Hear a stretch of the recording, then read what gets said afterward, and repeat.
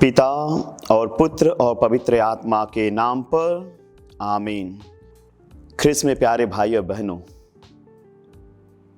जब हम प्रभु से बात करने के लिए आते हैं, प्रभु के घर में आते हैं, तो भजन संहिता उसके 147 अध्याय के पद संख्या 3 में प्रभु वचन में मुझे और आपको बताते हैं, प्रभु दुखियों को दिलासा देता और उनके घावों पर पट्टी बांधता है। एक बार और प्रभु का वचन ध्यान से हम सुनेंगे। भजन संहिता 147 अध्याय के पद संख्या 3 में प्रभु वचन में कहते हैं, प्रभु दुखियों को दिलासा देता और उनके घावों पर पट्टी बांधता है। यह पूजन धर्म विधि का आम समय चल रहा है और आज आम समय का 5वां रविवार है। यदि मैं आप लोगों से प्रश्न पूछूं कि आम समय से आप क्या समझते हैं, तो आपका क्या जवाब होगा? जब हम आम समय के बारे में बात करते हैं कि हम आम समय में हैं, तो आम समय से हमारा तात्पर्य क्या है? मैं और आप इस आम समय के बारे में क्या समझते हैं? तो इसे गहराई में समझने के लिए हमें काफ़ी समय चाहिए, जहां हम बैठकर अच्छे से इसके बारे में चर्चा कर सकें। तो जब हम ख्रिस्तीय होने के नाते ख्रिस्तीय परिदृश्य से आम समय का अर्थ समझना चाहते हैं, तो हमें प्रेरित चरित्र याद करना है। प्रेरित चरित्र उसका 10 अध्याय के पद संख्या 38 में उधर वचन कहता है कि आम समय का हम ख्रिस्तीय लोगों के लिए क्या तात्पर्य है, क्या महत्व है। तो प्रेरित चरित्र उसका 10 अध्याय पद संख्या 38 में हम सुनेंगे, ईश्वर ने ईसा को पवित्र आत्मा और सामर्थ्य से विभूषित किया और वह चारों ओर घूम घूमकर भलाई करते रहे और शैतान के वश में आए हुए लोगों को चंगा करते रहे, क्योंकि ईश्वर उनके साथ था। एक बार और बड़े ध्यान से सुनिएगा। प्रेरित चरित्र उसका 10 अध्याय पद संख्या 38, ईश्वर ने ईसा को पवित्र आत्मा और सामर्थ्य से विभूषित किया और वह चारों ओर घूम घूमकर भलाई करते रहे और शैतान के वश में आए हुए लोगों को चंगा करते रहे, क्योंकि ईश्वर उनके साथ था। यह हमें याद दिलाता है कि देखिए, प्रभु यीशु मसीह का प्रतिदिन का, हर दिन का व्यवहार किस तरह का था। मेरे और आपके प्रभु का जब वह मनुष्य बन के इस संसार में आए, तो हर दिन किस तरीके का उनका व्यवहार था। और वचन कहता है प्रभु का व्यवहार भलाई करने का था। वचन कहता है कि प्रभु का व्यवहार लोगों को बुराई से, शैतान के कार्यों से आजाद करने का था। वचन कहता है कि प्रभु यीशु का व्यवहार लोगों के जीवन में सुख शांति लाने का था। और भलाई का मतलब है प्यार करना। इसलिए जब हम संत योहन के अनुसार सुसमाचार उसके 3 अध्याय पद संख्या 16 में पढ़ते हैं, संत योहन के अनुसार सुसमाचार उसका 3 अध्याय पद संख्या 16 में पढ़ते हैं, तो प्रभु का वचन कहता है, ईश्वर संसार से प्यार करते हैं। वचन मुझे और आपको बार बार संत योहन के अनुसार सुसमाचार उसके 3 अध्याय पद संख्या 16 के द्वारा याद दिलाता है कि ईश्वर इस संसार को, ईश्वर मुझे और आपको प्यार करते हैं। और प्यार करने का कारण है कि क्यों ईश्वर मुझे और आपको प्यार करते हैं। और वह कारण है संत योहन का पहला पत्र उसका अध्याय 4 का पद संख्या 8, वचन कहता है, क्योंकि ईश्वर प्रेम है। क्योंकि ईश्वर प्रेम है। ख्रिस्त में प्यारे भाइयों बहनों, हम कैथोलिक चर्च के सदस्य हैं और कैथोलिक चर्च के सदस्य होने के नाते हमें धर्म की 4 सच्चाइयाँ सिखाई गई हैं। आपको भी याद होंगे, मेरे को भी याद है, धर्म की 4 बड़ी सच्चाइयाँ हैं। और पहली सच्चाई कहती है, हमें याद दिलाती है कि एक ईश्वर है जो इस सृष्टि का मालिक है। दूसरी सच्चाई हमारे सामने रखी जाती है कि एक ईश्वर में 3 व्यक्ति हैं, पिता ईश्वर, पुत्र ईश्वर और पवित्र आत्मा ईश्वर। और इन तीनों का अस्तित्व, पिता, पुत्र और पवित्र आत्मा का अस्तित्व प्यार पर टिका है। इनका आधार प्यार है, और जहां प्यार है वहीं पर भलाई है। यदि मेरे और आपके जीवन में प्यार नहीं है तो वचन कहता है कि मैं और आप भलाई नहीं कर सकते।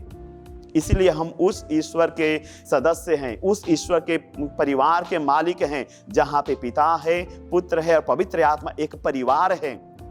और इनका अस्तित्व, उस एक ईश्वर का जिसमें 3 व्यक्ति हैं, अस्तित्व ही प्रेम है। और इसलिए जब हम आम समय में सफर कर रहे हैं तो ये आम समय मुझे और आपको आह्वान करता है, बुलाता है कि हम उस ईश्वर के इस परिवार की पैरवी करें, उस ईश्वर के इस परिवार के तरह अपने जीवन को, अपने परिवार को बनाएं, जिसका नींव, जिसके चट्टान प्यार है, प्रभु यीशु मसीह है। ख्रिस्त में प्यारे भाइयों बहनों, जब मैं और आप इस जीवन में अपना सफर कर रहे हैं तो हमारे जीवन में बहुत सारे ऐसे मुकाम आते हैं, कई बार ऐसे हालात आते हैं कि हम सोचने पर मजबूर हो जाते हैं कि आखिर हमारे जीवन में चल क्या रहा है। मेरे जीवन में ऐसे हालात बने क्यों हैं? मेरे परिवार में ऐसे हालात बने क्यों हैं? काश मेरे जीवन में ऐसा कुछ चमत्कार हो जाता, मेरे परिवार में ऐसा कुछ चमत्कार हो जाता। और सच बोले तो कभी कभी मैं और आप अपने हालात को देखकर टूट जाते हैं। हमें समझ में नहीं आता कि मैं और आप क्या करें, इतने भयानक कभी कभी हमारे हालात हो जाते हैं। और इस हालात को आज का पहला पाठ बहुत अच्छी तरह से हमारे सामने रख रहा है। आज का पहला पाठ जो अय्यूब नबी का ग्रंथ उसके 7 अध्याय से है। आज का पहला पाठ जो अय्यूब नबी का ग्रंथ उसके 7 अध्याय से पद संख्या 1 से 4, 6 से 7 तक है। इसमें अय्यूब नबी के जीवन के बारे में व्यक्त किया गया है कि देखिए, यह ख्रिस्त भक्त था, ईश्वर के साथ जुड़ा हुआ व्यक्ति था, ईश्वर के अनुसार जीवन व्यतीत करने वाला व्यक्ति था। शायद इस व्यक्ति के समान, अय्यूब के समान मेरा और आपका विश्वास भी नहीं है। हम इस हद तक नहीं पहुंच पाते हैं कई बार, लेकिन देखिए वचन कहता है कि ये इस पर प्रभु का कितना भरोसा था। इतना प्रभु से गहरा नाता होने के बावजूद वचन आज अय्यूब नबी का जीवन का कुछ हिस्सा हमारे सामने रखता है कि देखिए, ये व्यक्ति जो ईश्वर पर भरोसा रखता है, किस तरह इसके जीवन में भी उथल पथल आता है। अय्यूब नबी किस परिस्थिति से अपने जीवन में गुजर रहा है, किस हालात से अपने जीवन में गुजर रहा है। और हो सकता है कि मेरे और आपके जीवन में भी ऐसी परिस्थिति आती है। हो सकता है मैं और आप भी ऐसे हालात से गुजर चुके हों, या हो सकता है मैं और आप ऐसे हालात से गुजर रहे हों, या हो सकता है कि मैं और आप ऐसे हालात का आने वाले समय में सामना कर सकते हों। और जब इस तरह की परिस्थिति मेरे और आपके जीवन में आती है तो मुझे और आपको क्या करना चाहिए? तो इसके बारे में आज का दूसरा पाठ जो संत पौलुस का कुरिन्थियों के नाम पत्र उसका 9 अध्याय पद संख्या 16 से 19, 22 और 23 है। तो इसमें संत पौलुस ऐलान करते हैं कि हमें सुसमाचार ऐलान करना है, सुसमाचार घोषित करना है, प्रभु के बारे लोगों को जागरूक करना है। और क्यों प्रभु के बारे प्रचार करना है, लोगों को जागरूक करना है, क्यों सुसमाचार का ऐलान करना है? इसका उत्तर आज के सुसमाचार में प्रभु यीशु मसीह हमें देते हैं। जब आज का सुसमाचार हम पढ़ते हैं तो इसका जवाब हमें मिलता है कि इन हालातों में क्यों हमें सुसमाचार के तरफ अपना ध्यान केंद्रित करना है। और सुसमाचार आप और मैं बड़े अच्छे तरीके से सुने हैं कि सुसमाचार में हो क्या रहा है। जो आज संत मार्कुस के अनुसार सुसमाचार उसका 1 अध्याय पद संख्या 29 से 39 तक लिया गया है। और यहाँ पे हम लोग देखते हैं कि आज के सुसमाचार में प्रभु यीशु बीमारों को चंगा करते हैं। जो शैतान द्वारा सताए जा रहे हैं उनको शैतान के चंगुल से प्रभु यीशु आजाद करते हैं। और जब 1 का पद संख्या 34 हम पढ़ते हैं तो वचन बहुत अच्छी तरह से कहता है कि ईसा ने नाना प्रकार की बीमारियों से पीड़ित बहुत से रोगियों को चंगा किया और बहुत से अपदूतों को निकाला। वचन बड़े ध्यान से पढ़िएगा। वचन कहते हैं संत मार्कुस के अनुसार सुसमाचार उसके 1 अध्याय के पद संख्या 34 में 134, ईसा ने नाना प्रकार की बीमारियों से पीड़ित बहुत से रोगियों को चंगा किया और बहुत से अपदूतों को निकाला। मतलब प्रभु यीशु हर तरह के बंधन को तोड़ रहे हैं। चाहे वो बीमारी का बंधन हो, प्रभु यीशु उसे तोड़ रहे हैं, या शैतान का बंधन हो। शैतान अलग अलग तरीकों से मुझे और आपको फंसा कर रखा है, अलग अलग बंधनों में बांध कर रखा है, लेकिन वचन कहता है कि आज प्रभु यीशु उन बंधनों को तोड़ रहे हैं। और यही एक ख्रिस्तीय के लिए, एक विश्वासी के लिए आम समय है। प्रभु हमारे साथ है। आम समय का यही मतलब है कि प्रभु हमारे साथ है। इस पर मुझे और आपको एक प्रश्न, अपने आप से एक प्रश्न करना चाहिए कि इस आम समय में मुझे और आपको क्या करने की जरूरत है। इस आम समय में वचन कलीसिया मुझे और आपको क्या करने के लिए आह्वानित करती है। तो आज के सुसमाचार में ही इसका जवाब मुझे और आपको दिया गया है। संत मार्कुस के अनुसार सुसमाचार उसका 1 अध्याय पद संख्या 33, जब हम बड़े ध्यान से हम लोग सभी सुनेंगे, पढ़ेंगे, ले लीजिए। संत मार्कुस के अनुसार सुसमाचार उसका 1 अध्याय पद संख्या 33 133, जहां पे लिखा है सारा नगर द्वार पर एकत्र हो गया। वचन में लिखा है कि सारा नगर उस द्वार पर एकत्र हो गया जहां प्रभु यीशु थे।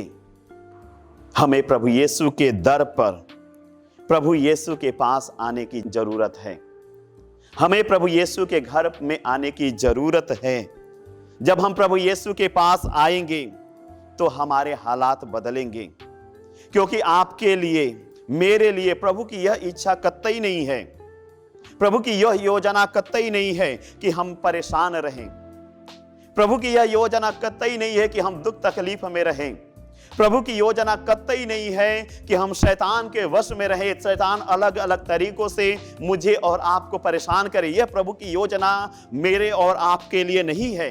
इसलिए यिर्मयाह नबी के ग्रंथ में प्रभु वचन में ऐलान करते हैं। जब हम पढ़ते हैं यिर्मयाह नबी का ग्रंथ उसका 29 अध्याय 29 का 11, यिर्मयाह नबी का ग्रंथ उसका 29 अध्याय का 11, तो उसमें वचन कहता है, बड़े ध्यान से सुनिए। प्रभु कहते हैं, मेरे और आपके लिए ऐलान करते हैं, मैं तुम्हारे लिए निर्धारित अपनी योजनाएं जानता हूं।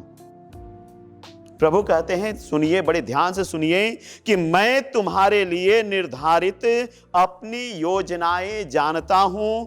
यह प्रभु की वाणी है। और किस प्रकार की योजना है जिसे प्रभु ने मेरे लिए और आपके लिए निर्धारित किया है? वचन में प्रभु कहते हैं, तुम्हारे हित की योजनाएं अहित की नहीं, तुम्हारे लिए आशामय भविष्य की योजनाएं। देखिए, वचन में प्रभु ऐलान करते हैं, मेरे बारे, आपके बारे में प्रभु ऐलान करते हैं कि हमारे लिए प्रभु की योजना है। और वह योजना हमारी उन्नति के लिए है, हमारे अच्छे भविष्य के लिए है, हमारे सुख शांति के लिए है, हमारे परिवार की समृद्धि के लिए है। लेकिन मुझे और आपको प्रभु के दर पर आना है। जैसे सुसमाचार में मैंने और आपने सुना है कि सारा नगर उस द्वार पे एकत्र हो गया था जहां पे प्रभु यीशु मसीह थे। तो वैसे ही मुझे और आपको अपने परिवार को लेकर प्रभु के पास, प्रभु के दर पे, प्रभु के घर में आना है, वहां पे एकत्र होना है, प्रभु से मिलना है, प्रभु को पुकारना है, प्रभु के सामने अपने आप को समर्पित करना है। जिस तरह इस नगर के लोगों ने अपने जीवन को, अपने परिवार को प्रभु के सामने समर्पित किया और किस प्रकार प्रभु उनकी बीमारियों को ठीक करते हैं, किस प्रकार प्रभु उनके रोगों को ठीक करते हैं, उनके जीवन से दुख तकलीफ को निकालते हैं, शैतान के वश में फंसे हुए लोगों को आजाद करते हैं। वो प्रभु मेरे और आपके जीवन में कार्य करना चाहते हैं। बस प्रभु का यही आह्वान है। प्रभु बुलाते हैं मुझे और आपको कि हम उनके दर पर आए, हम उनके घर पे आए, हम प्रार्थना करें, अपने जीवन को, अपने परिवार को भी प्रार्थनामय माहौल में बनाएं।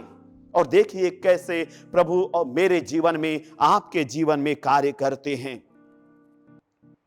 इसलिए हमें याद करना है उत्पत्ति का ग्रंथ, उसका 2 अध्याय के पद संख्या 7 में हमारे शुरुआती बुनियाद को याद करना है। जब हम अपनी बुनियाद को याद रखेंगे, बुनियाद को नहीं भूलेंगे, तो परमेश्वर, देखिए किस प्रकार परमेश्वर हमारे जीवन में कार्य करते हैं। और मेरी और आपकी बुनियाद क्या है? उत्पत्ति के ग्रंथ उसके 2 अध्याय के पद संख्या 7 में प्रभु का वचन कहता है। हम सब खोलेंगे उत्पत्ति का ग्रंथ उसका 2 अध्याय पद संख्या 7, जहां पे प्रभु का वचन कहता है। बड़े ध्यान से हम लोग सुनेंगे। प्रभु ने धरती की मिट्टी से मनुष्य को गढ़ा और उसके नथनों में प्राण वायु फूंक दी। वचन कहता है कि मनुष्य को परमेश्वर ने मिट्टी से बनाने के बाद उसके नथनों में प्राण वायु फूंक दी, मतलब उस मिट्टी के पुतले में अपनी आत्मा डाल दी, वो हमें अपनी आत्मा प्रदान की। और फिर यह शरीर जो मिट्टी का है वो जीवित प्राणी बन गया। ख्रिस्त में प्यारे भाइयों बहनों, जब यह वचन याद करते हैं तो फिर संत पौलुस को भी हमें याद करना चाहिए। जब हम वचन में पढ़ते हैं कि किस प्रकार परमेश्वर ने मनुष्य को मिट्टी से बनाने के बाद उसमें अपना प्राण डाला, अपनी आत्मा डाला, उसके बाद संत पौलुस कुरिन्थियों के नाम दूसरे पत्र में उसके 3 अध्याय के पद संख्या 17 में हमें कहते हैं कि जहां प्रभु का आत्मा है वहां स्वतंत्रता है। जहां प्रभु का आत्मा है वहां स्वतंत्रता है। इसलिए मैं बोला हमें अपनी बुनियाद को याद रखना चाहिए। और बुनियाद यह है, सच्चाई यह है, हमारे अंदर, मेरे अंदर, आपके अंदर प्रभु की आत्मा का निवास है। और इसलिए जब प्रभु की आत्मा मेरे अंदर है, आपके अंदर है, हमारा बुलावा इसलिए नहीं है कि हम बंधनों में बंध कर रहें, इसलिए नहीं है कि हम इन सांसारिक प्रलोभनों में बंध कर रहें। हमारा बुलावा और आपका बुलावा इसलिए है कि हम परमेश्वर में आजाद रहें, मेरा परिवार परमेश्वर में आजाद रहे, बीमारियों से आजाद रहे, शैतान के बंधनों से आजाद रहे, इस संसार के प्रलोभनों से आजाद रहे। इसके लिए प्रभु हमें बुलाते हैं। इसके लिए प्रभु ने मुझे और आपको अपनी आत्मा प्रदान किया है। तो जब आज फिर हम प्रभु के घर में आए हैं, फिर हम प्रभु के साथ अपने जीवन को जोड़ने के लिए आए हैं, और विशेष करके जब प्रभु परमेश्वर मुझे और आपको अपने पवित्र शरीर और पवित्र रक्त से पोषित करते हैं, उसके द्वारा प्रभु परमेश्वर, प्रभु यीशु मसीह मेरे और आपके जीवन में आते हैं और फिर से मुझे और आपको अपना मंदिर बनाते हैं, अपना निवास स्थान बनाते हैं। यह खुशी का समय सच में मेरे और आपके लिए कितना आशीष का समय है कि हमारा परमेश्वर हमारे साथ है। और जब हमारा परमेश्वर हमारे साथ है, हर एक बंधन टूटेगा, हर एक गलत चीज झुकेगी, क्योंकि मेरा जीवन, आपका जीवन प्रभु के साथ जुड़ा हुआ है। प्रभु में हम एक हैं। प्रभु हमें आशीष दे, पिता और पुत्र और पवित्र आत्मा के नाम पर, आमीन।